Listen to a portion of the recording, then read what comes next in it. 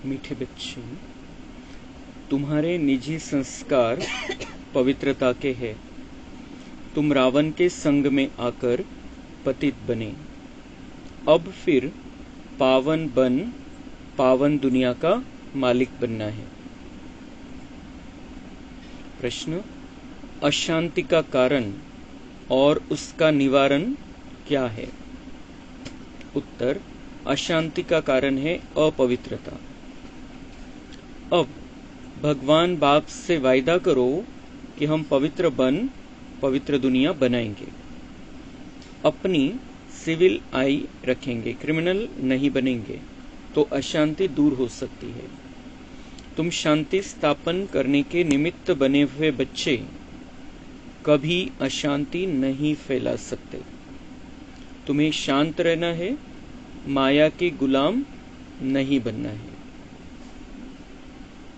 ओम शांति। बाप बैठ बच्चों को समझाते हैं कि गीता के भगवान ने गीता सुनाई।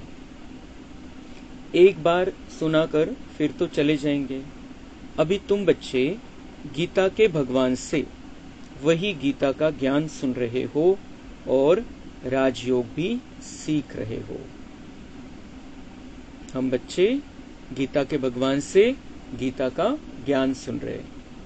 श्री कृष्ण ने एक अर्जुन को गीता नहीं सुनाई, शिव बाबा ने श्री कृष्ण के मुख के द्वारा हम बच्चों को ये गीता का ज्ञान, राजयोग का ज्ञान दिया है।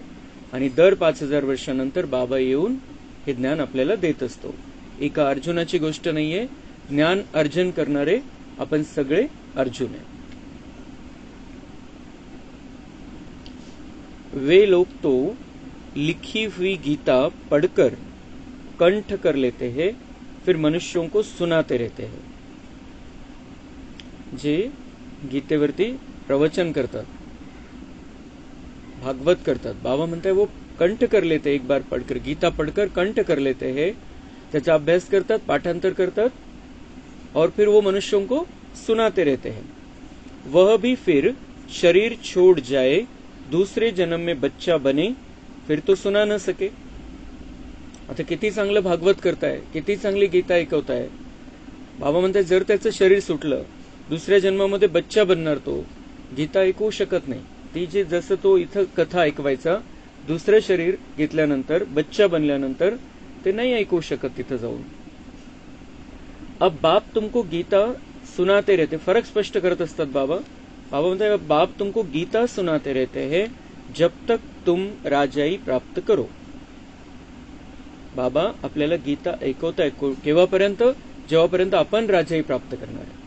ते गीता वाचक, गीता पाठी तर कधी शरीर सोडून निघून जातात। बाबा म्हणतात मी तुम्हाला तयार केल्याशिवाय जाणार नाही, तुम्हाला राजाई प्राप्त करून दिल्याशिवाय राहणार आहे। माझ्या बच्चांचं राज्य जोपर्यंत या दुनियेमध्ये येत नाही तोपर्यंत मी जाणार नाही। लौकिक टीचर भी पाठ पढ़ाते ही रहते हैं, जब तक पाठ पूरा हो सिखाते रहते हैं। शाळेमधले शिक्षक पण त्यांचा जो अभ्यासक्रम आहे तो पूर्ण करत राहतात।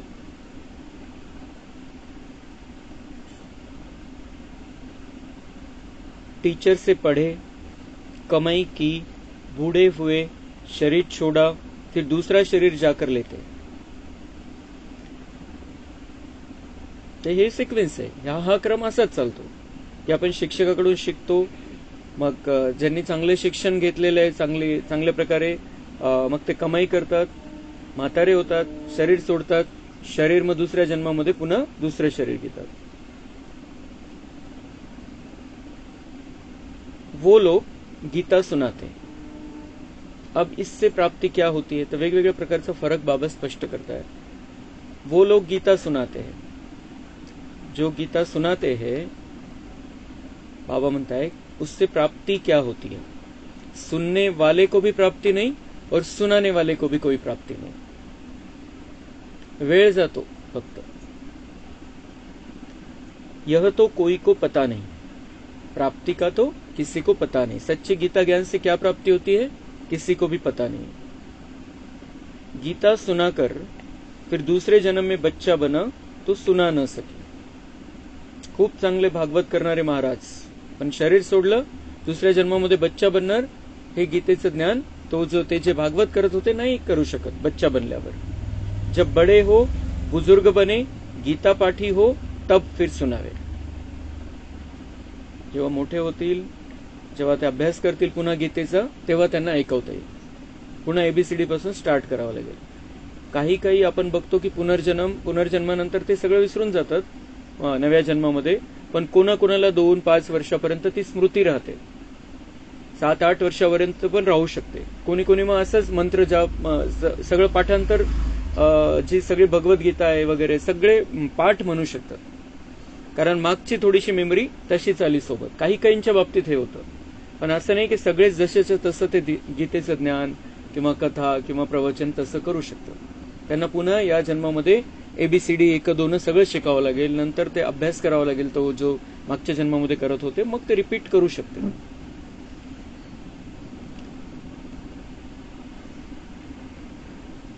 मग इथं काय बाबा म्हणते, यहाँ बाप तो एक ही बार शांतिधाम से आकर पढ़ाते हैं, फिर चले जाते हैं. बाप एक ही बार आते हैं, 5000 वर्ष में एक ही बार आते हैं शांतिधाम से, हमको पढ़ाते हैं, चले जाते हैं, हमको तैयार करते हैं और चले जाते हैं. बाप कहते हैं तुमको राजयोग सिखाकर हम अपने घर चले जाते हैं. जिनको पढ़ाता हूं वह फिर आकर अपनी प्रारब्ध भोगते हैं. मैं अपने घर चला जाता हूं, पढ़ाई का काम पूरा हुआ, तुम्हें सिखाना, समझाना, ट्रेनिंग देना सब पूरा हो गया, मैं अपने घर चला जाता हूं. और जिन्होंने पढ़ा है अच्छी रीति से, जिन्होंने ज्ञान को समझा है अच्छी रीति से, बाबा म्हणतात ते त्यांचा भविष्याचा आनंद घेतील नव्या दुनियेमध्ये.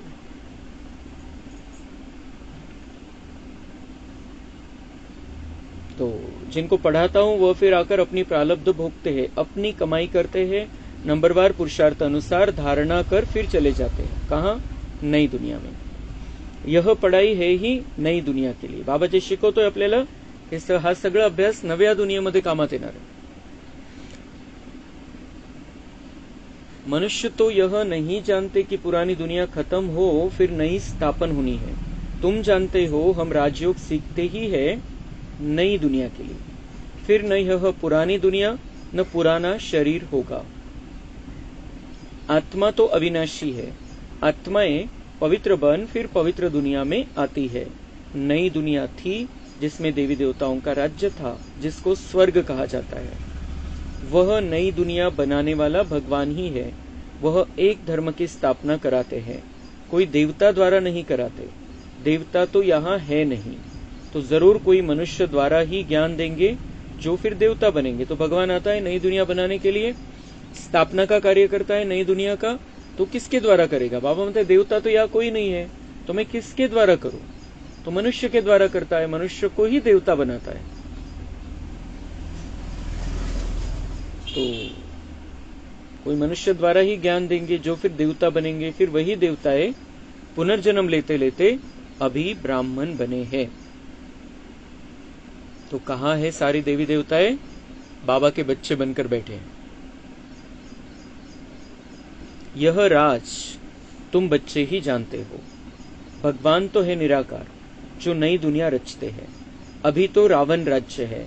तुम पूछते हो कलयुगी पतित हो या सतयुगी पावन हो, परंतु समझते नहीं.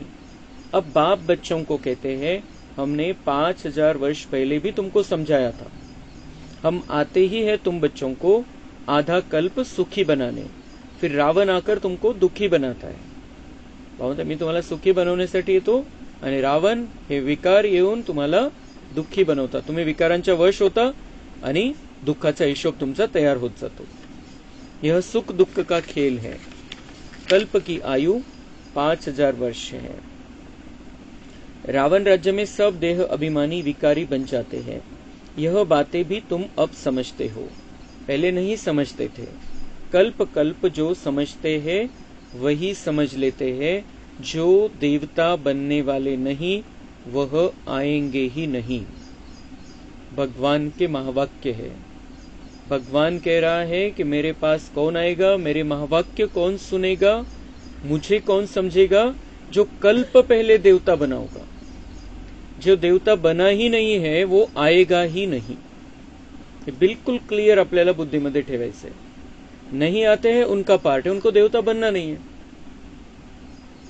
जो आते हैं बाबा म्हणते वो देवता बनने वाली आत्मा है. त्यांना जे देवता बनणारे नाही त्यांना संकल्पच येणार नाही कि हम बाबा की बातों को समझे, बाबा की मुरली को सुने, बाबा की बातों का चिंतन करे. बाबा म्हणते उनको बनना ही नहीं है देवता. उनके पार्ट ही अगर दोपहर के बाद है तो वो आएंगे ही नहीं बाबा के पास. तुम देवता धर्म की कलम लगाते हो. जब वह आसुरी तमोप्रधान बन जाते हैं तो उनको दैवी झाड का नहीं कहेंगे. आता बाबा म्हणताय तुम्ही देवी देवता धर्माची कलम लावताय. आपण आता नवीन सृष्टीच्या निर्माणामध्ये बाबांना सहयोग देतोय आणि आपण स्टार्ट करणार आहे.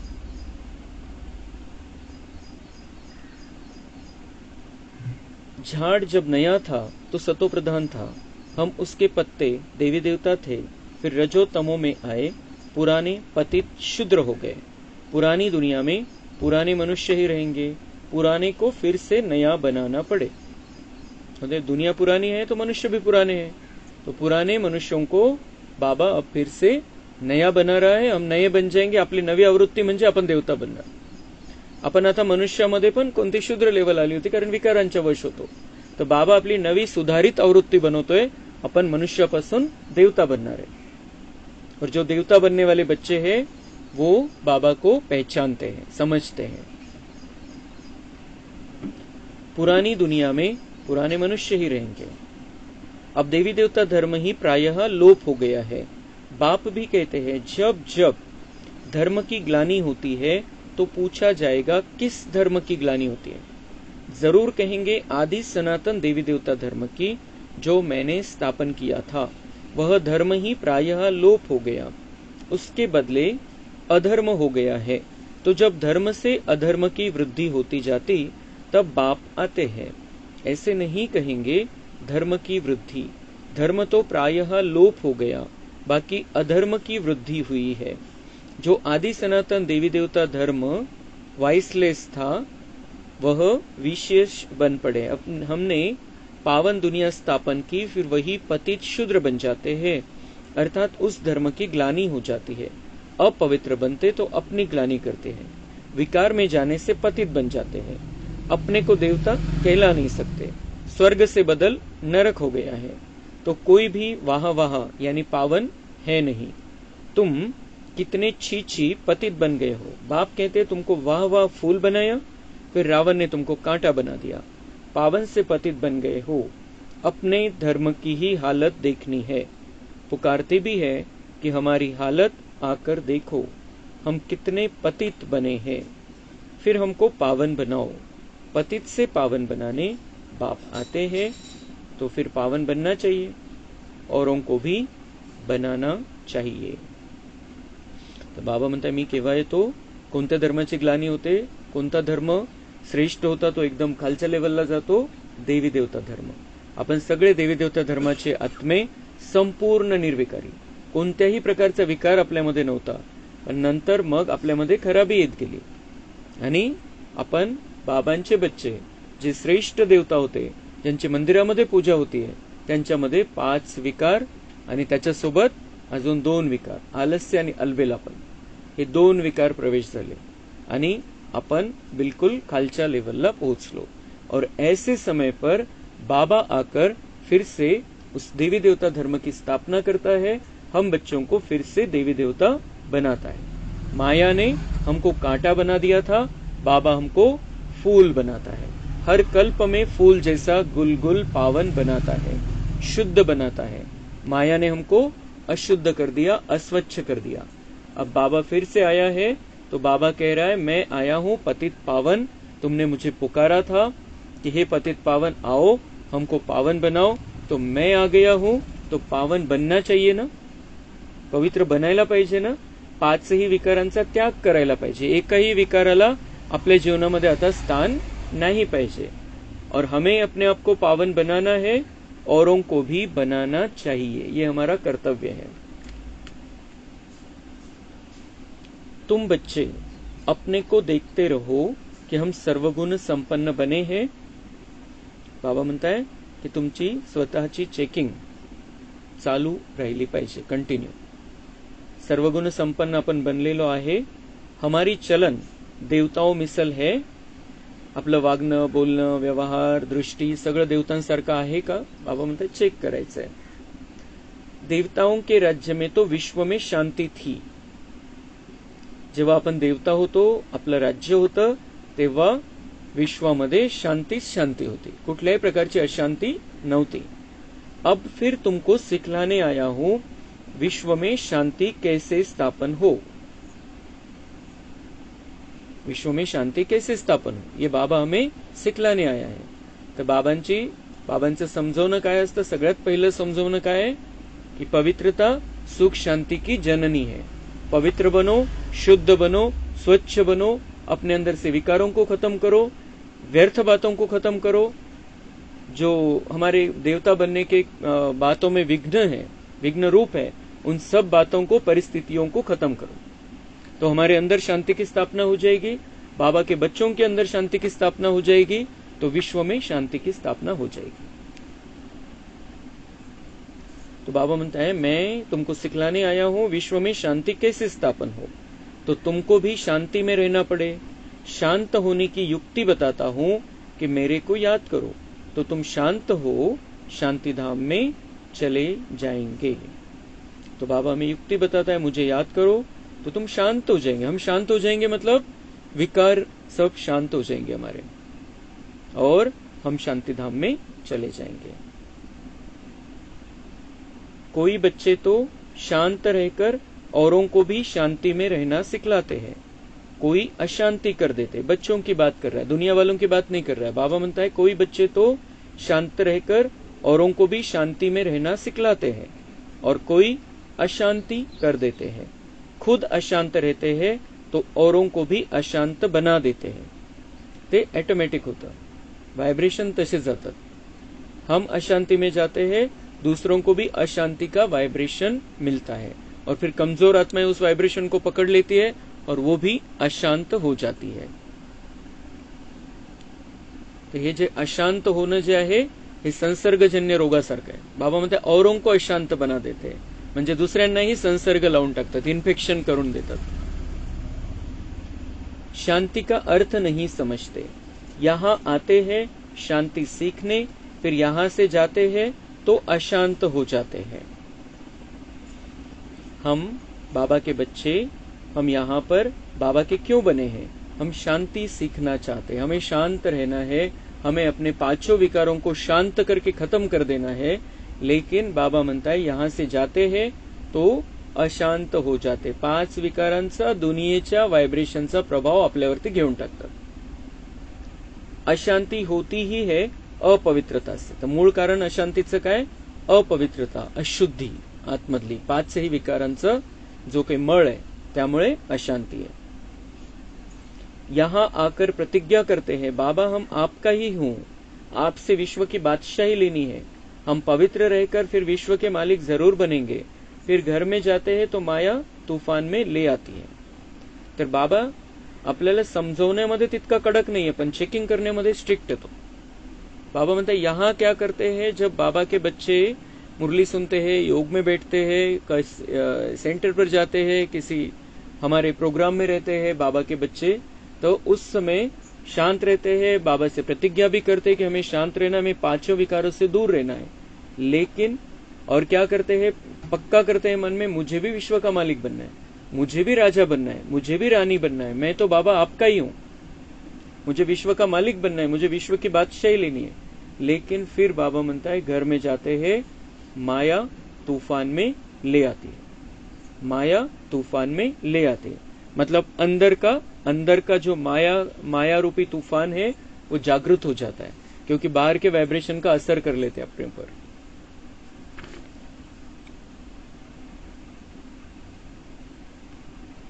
बाप समझाते हैं वहां होता ही है एक बच्चा, सो भी विकार का नाम नहीं. यहाँ तो बाबा मतलब वहां पर जो नई दुनिया है वहां पर पवित्रता शुद्धता के आधार से जन्म होते हैं बच्चों के. यहाँ तो सन्यासी भी कभी कभी कह देते हैं कि एक बच्चा तो जरूर होना चाहिए. क्रिमिनल आई वाले ठग ऐसी शिक्षा देते हैं। भगवान कडक बोलता है कभी कभी। बाबा म्हणता है जिनकी दृष्टि विकारी है ऐसे साधु सन्यासी, इस तरीके की, वो ठग शब्द बाबांनी वापरलेला आहे। ऐसा कहते एक बच्चा तो जरूर होना चाहिए, म्हणजे लग्न प्रत्येकाने केलं पाहिजे, एक बच्चा तो जरूर होना चाहिए। बाबा म्हणते ये जिनकी विकारी दृष्टि है वो ऐसी शिक्षा देते हैं दुनिया में। अब बाप कहते हैं इस समय के बच्चे क्या काम के होंगे जबकि विनाश सामने खड़ा है। सब खत्म हो जाएंगे, किसके लिए बच्चा चाहिए? बाबा म्हणता है क्यों बच्चा चाहिए? अब सब खत्म होने वाले हैं, विनाश सामने खड़ा है। मैं आया ही हूं पुरानी दुनिया का विनाश करणे। बाबा म्हणते मला ही दुनिया ठेवायचीच नाही, ही तुमच्या राहण्यालायक राहिलेलीच नाहीये। तुम्ही भलेही त्याच्या आकर्षणामध्ये फसा, भपका आहे, खूप खूप दिसतं वरवरून सगळं काही चांगलं, पण याच्यामध्ये काहीही, फक्त वरचं कवर चांगलं आहे, मध्ये सगळे घाण आहे। ये सारी दुनिया मुलामे की हो गई है, मुलामा चढवलं गेलेलं आहे वरतून, पण आतमध्ये सगळ्या प्रकारची खराबी आहे। तो इसलिए बाबा म्हणता है मैं आया ही हूं पुरानी दुनिया का विनाश करने। बाबा के आने के बाद सारी प्रक्रियाएं फास्ट हो जाती है आणि आपण बघतोय कधीही काही होऊ शकतं। आता हे 5 तत्व तर खराब झालेलेच आहे, पण तिसऱ्या महायुद्धाची सुरुवात कधीही होऊ शकते, कधीही ठिणगी पडू शकते आणि कधीही भडका उडू शकतो, काही सांगता येत नाही। तो हमें जल्दी से जल्दी अपने आप को तैयार करना है। बाबा बार बार समझाता है, ऐसे नहीं विनाश होगा विनाश होगा विनाश होगा और होता ही नहीं, असं नाही। त्याचे एक टायमिंग आहे, फिक्स वेळ आहे। ड्रामामध्ये आपल्याला माहिती नाही कुठला विनाश कसा होणार आहे, हे माहिती नाही। पण बाबांनी संगमयुगाचे 100 वर्ष ठेवलेले आहे, म्हणजे संगमयुग संपल आणि श्रीकृष्णाचा जन्म होईल। ते जे 100 वर्षाची स्थापनेचा काळ आहे तो संपेल, म्हणजे 2036 शेवटी किंवा 2037च्या स्टार्टिंगला, त्यावेळेला श्रीकृष्णाच्या जन्मापासून नव्या दुनियेची स्टार्टिंग होऊन जाईल, हे पक्का आहे। तो उसके पहले साफ सफाई होगी, मतलब 2030 तक ये दुनिया और जिनका पार्ट नहीं है आगे वो सब परमधाम में चले जाएंगे 2030 तक। बाबांनी आपल्याला सण वार तिथी काही सांगितलेलं नाहीये, पण हा एक अंदाज आहे जो 100 वर्षाच्या हिशोबाने, त्या हिशोबाने। आणि म्हणून मग जर 2030 पर्यंत सगळं काही सगळ्यांना जायचंय तर आपल्याकडे किती टाइम शिल्लक आहे, आपल्याकडचा विनाश कधी होणार आहे, आणि जेव्हा तो महाविनाशचा काळ असेल तेव्हा हलचल किती राहील। इसलिए हमारे पास बहुत कम समय बचा है, 2 वर्ष 3 वर्ष 4 वर्ष जास्तीत जास्त, कारण त्यावेळेला खूप महाविनाशमध्ये खूप हलचलची वेळ असेल आणि त्यावेळेला जो पुरुषार्थ आज करू शकतो आपण तो नंतर होणार नाही। म्हणून पुरुषार्थ काय करायचंय, बाबा जे सांगतो ते करायचंय, बाबांची मुरली ऐकल्यानंतर त्याच्यावर चिंतन मंथन मनन करायचंय आणि आपल्यामध्ये काय कमी आहे ती कमी दूर करायचा प्रयत्न करायचंय, स्वतःला परफेक्ट बनवायचंय, संपूर्ण बनवायचंय।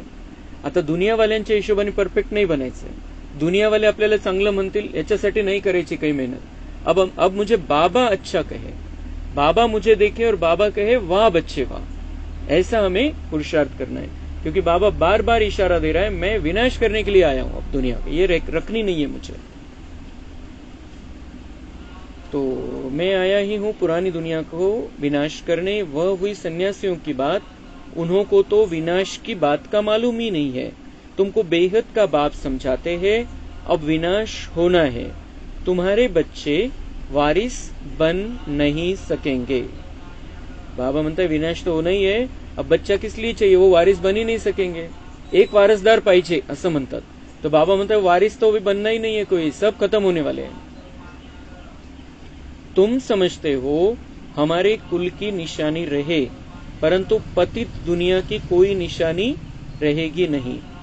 क्या समझते हैं, हमारे कुल की निशानी रहे, आपल्या कुळाची निशानी तर राहिली पाहिजे, पण बाबा म्हणतात दुनियाच राहणार नाहीये, तर कुळ आणि कुळाच्या निशाणीचा काय विषय, दुनियाच संपायची। तुम समझते हो पावन दुनिया के थे, मनुष्य भी याद करते हैं, क्योंकि पावन दुनिया होकर गई है जिसको स्वर्ग कहा जाता है, परंतु अब तमोप्रधान होने कारण समझ नहीं सकते हैं, उन्हों की दृष्टि ही क्रिमिनल है, इसको कहा जाता है धर्म की ग्लानि। आदि सनातन धर्म में ऐसी बातें होती नहीं। तो जब हम परिवर्तन हो जाते हैं, स्वर्ग से बदलकर नर्क बन जाता है, जो देवी देवताएं थी वो विकारी बन जाते हैं, तो धर्म की अति ग्लानी हो जाती है, धर्म बिलकुल खालच्या लेवलला जातो आपला आदि सनातन देवी देवता धर्म। आणि अशा वेळेला या धर्माची पुनर्स्थापना करण्यासाठी बाबा प्रत्येक वेळेस धरतीवरती येत असतो। आदि सनातन धर्म में ऐसी बातें होती नहीं। पुकारते हैं पतित पावन आओ, हम पतित दुखी है। बाप समझाते हैं हमने तुमको पावन बनाया, फिर माया रावण के कारण तुम पतित बने हो, अब फिर पावन बनो। पावन बनते हो फिर माया की युद्ध चलती है। बाप आते हैं गोरा बनाने। देवताएं जो गोरे थे वही काले बने हैं। देवताओं के ही काले शरीर बनाते हैं। क्राइस्ट बुद्ध आदि को कभी काला देखा? देवी देवताओं के चित्र काले बनाते हैं। आता नवीन माहिती बाबा देतो। आपण कधी कधी काही गोष्टींवरती विचार नाही करत। बाबा म्हणताय येशू ख्रिस्त किंवा गौतम बुद्ध किंवा महावीर किंवा इब्राहिम हे जे धर्मस्थापक आले द्वापर युगानंतर, त्यांच्या मूर्त्या कधी काळ्या बनवल्या का? बघितल्या का त्या काळ्या मूर्त्या? काळ्या मूर्त्या कोणाच्या बनवलेल्या? देवी देवतांच्या। का बरं बनवल्या? कारण देवी देवताच गोरे होते, स्वच्छ होते, श्रेष्ठ लेवलला होते, आणि हेच देवी देवता काळे बनले, विकारांचा प्रवेश झाला।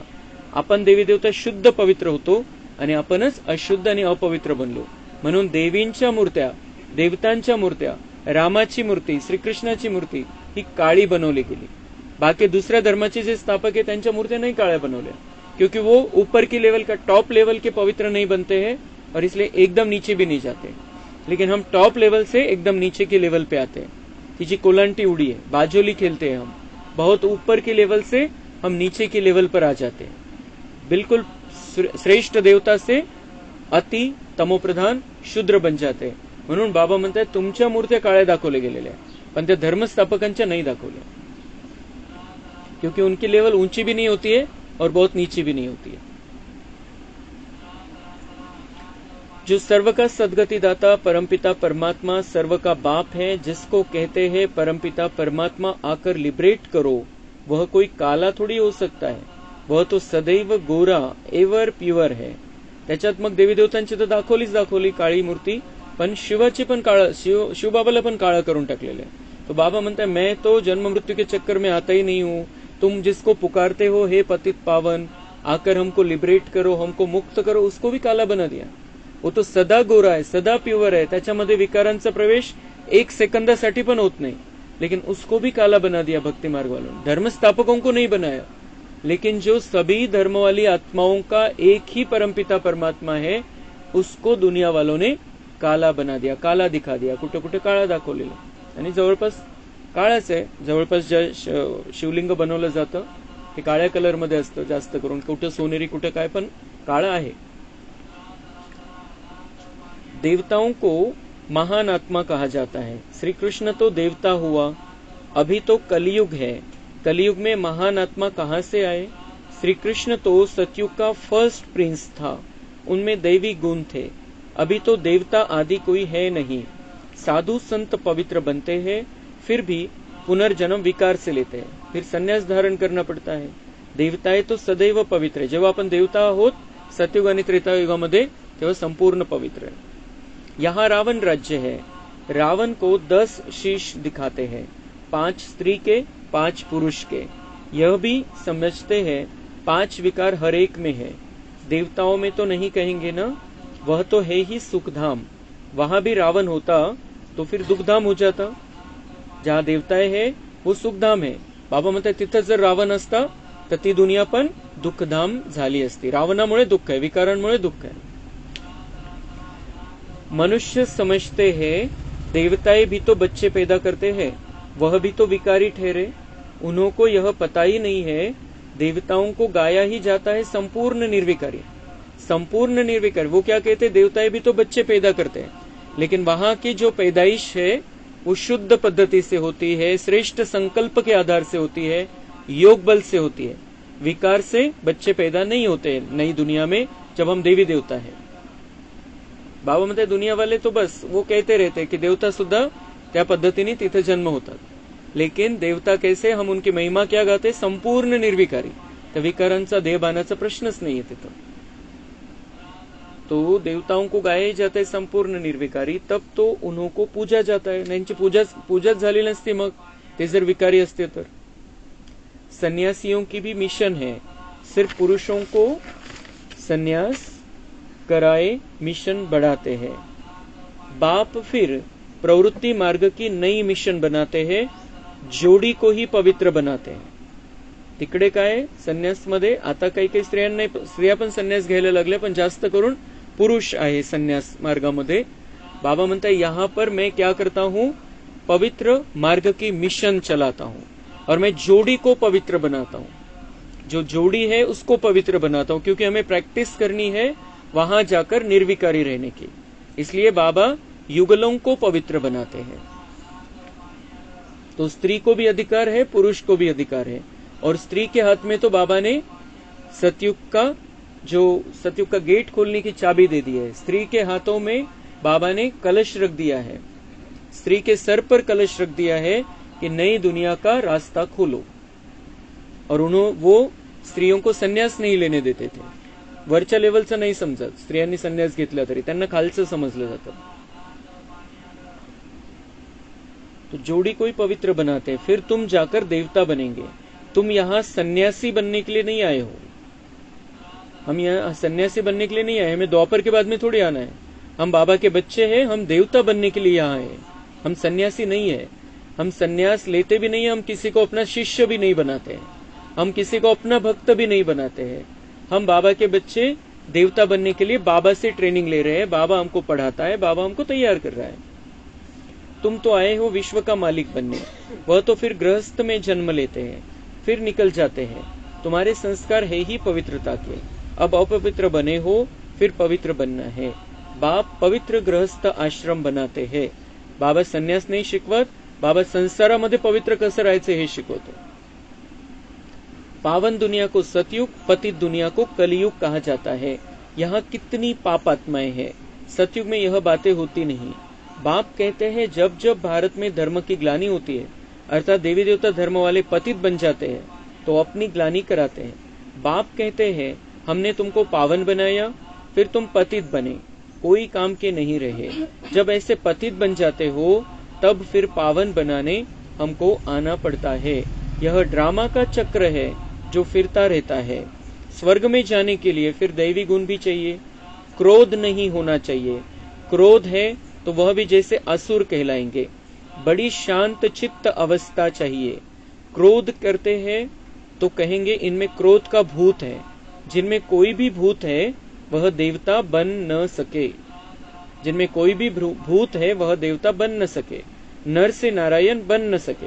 तो हमें किसी भी भूत को अपने अंदर नहीं रखना है, क्योंकि हमको देवता बनना है, नर से नारायण, नारी से लक्ष्मी बनना है। देवता तो है ही निर्विकारी, यथा राजा रानी तथा प्रजा निर्विकारी है। भगवान बाप ही आकर संपूर्ण निर्विकारी बनाते हैं। अच्छा, मीठे मीठे सिक्के लधे बच्चों प्रति माता पिता बाप दादा का याद, प्यार और गुड मॉर्निंग। रूहानी बाप की रूहानी बच्चों को नमस्ते। हम रूहानी बच्चों की रूहानी बाप दादा को याद, प्यार, गुड मॉर्निंग, नमस्ते। वाह बाबा वाह, शुक्रिया बाबा शुक्रिया। धारणा के लिए मुख्य सार है, बाप से पवित्रता की प्रतिज्ञा की है तो अपने को माया के वार से बचाते रहना है, कभी माया का गुलाम नहीं बनना है। इस प्रतिज्ञा को भूलना नहीं है, क्योंकि अब पावन दुनिया में चलना है। देवता बनने के लिए अवस्था को बहुत बहुत शांत चित्त बनाना है, कोई भी भूत प्रवेश होने नहीं देना है, दैवी गुण धारण करने हैं। वरदान है, फरिश्ते स्वरूप की स्मृति द्वारा बाप की छत्र छाया का अनुभव करने वाले विघ्न जीत भव। अमृत वेले उठते ही स्मृति में लाओ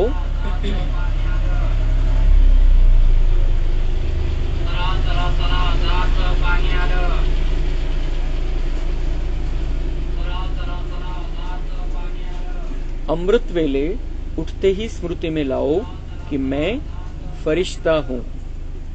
ब्रह्मा बाप को यही दिल पसंद गिफ्ट दो तो रोज अमृत वेले बाप दादा आपको अपनी बाहों में समा लेंगे। ब्रह्मा बाप को अमृत वेला में बाबा म्हणता ये बाबा के दिल पसंद गिफ्ट दो, अपने आप को समझो मैं फरिश्ता हूं, मैं फरिश्ता हूं। फरिश्ता स्थिति मध्ये बाबांना गुड मॉर्निंग करायची, ब्रह्मा बाबांना, शिव बाबांना. तर ब्रह्मा बाबांना बाबा म्हणताय, शिव बाबा म्हणताय ब्रह्मा बाप को ये गिफ्ट बहुत पसंद आएगी, तुम अपने आप को फरिश्ता देखो, फरिश्ता समझकर बाबा को गुड मॉर्निंग करो, फरिश्ता समझकर बाबा के सामने उपस्थित हो जाओ, अपने आप को इस स्थिती में रखो, मैं हूं फरिश्ता, मी फरिश्ता हूं. लाईटच्या शरीरामध्ये सगळं हलकं हलकं वाटतंय, कोणत्याही प्रकारचा लोड नाहीये, कोणत्याही प्रकारचं ओझं नाहीये, कोणत्याही प्रकारचा मळ नाहीये. तो बाबा म्हणते तो रोज अमृत वेले बाप दादा आपको अपनी बाहों में समा लेंगे. ब्रह्मा बाबा अपने लाइट के शरीर के बाहों में हमें समा लेंगे, और ब्रह्मा बाबा हमें अपनी बाहों में समा ले, इससे बड़ा भाग्य कौन सा है. दुनिया की सबसे बड़ी हस्ती, इस मनुष्य आत्माओं में सबसे बड़ी हस्ती हमारा बड़ा भाई, हमारे अलौकिक पिता, हमारी ज्ञान मार्ग में माँ ब्रह्मा माँ, वो हमें अपनी बाहों में समा ले, इससे बड़ा भाग्य क्या है. कितने सुंदर वाइब्रेशन आएंगे, अनुभव करेंगे कि बाबा की बाहों में अति इंद्रिय सुख में झूल रहे हैं. जो फरिश्ते स्वरूप की स्मृति में रहेंगे, उनके सामने कोई परिस्थिति व विघ्न आएगा भी तो बाप उनके लिए छत्र छाया बन जाएंगे. फरिश्ता स्वरूपाच्या स्मृतीमध्ये राहू आपण, तेव्हा स्वतःला त्या स्थितीमध्ये सेट करायचंय. नंतर दिवसभर जर त्या स्थितीमध्ये राहू तर बाबा म्हणताय कोई भी परिस्थिति विघ्न आएगा, बा आपके लिए छत्र छाया बन जाएगा. फरिश्ता स्थितीचा हा फायदा है. तो बाप की छत्र छाया व प्यार का अनुभव करते विघ्न जीत बनो. स्लोगन है सुख स्वरूप आत्मा स्वस्थिति से परिस्थिति पर सहज विजय प्राप्त कर लेती है. आपण जर आतमधून ठरवलं की मला सुखी राहायचंय, मला दुखी नाही व्हायचंय, तर आपण स्थिर राहू, शांतचित्त अवस्था राहील, आणि मग कोणत्याही परिस्थितीवर आपण विजय प्राप्त करू शकू. कारण सगळ्यात पहिले स्थिरता पाहिजे. कोणत्याही गोष्टीमध्ये विजय प्राप्त करायचा आहे, आपण जे ठरवलं ते करायचंय, आपल्याला पुरुषार्थ करायचा है, आपल्याला नियमामध्ये चालायचंय. वो किस आधार से होगा, बाहर की परिस्थिति किसी व्यक्ति के कारण हमें अपना भाग्य नहीं खो देना है. हमारी स्वस्थिति ऐसी मजबूत चाहिए, सुख स्वरूप अवस्था चाहिए, स्थिरता चाहिए, जो बाहर की कोई भी परिस्थिति है, कोई भी व्यक्ति है, उस पर हम विजय प्राप्त कर सके. अच्छा, ओम शांति.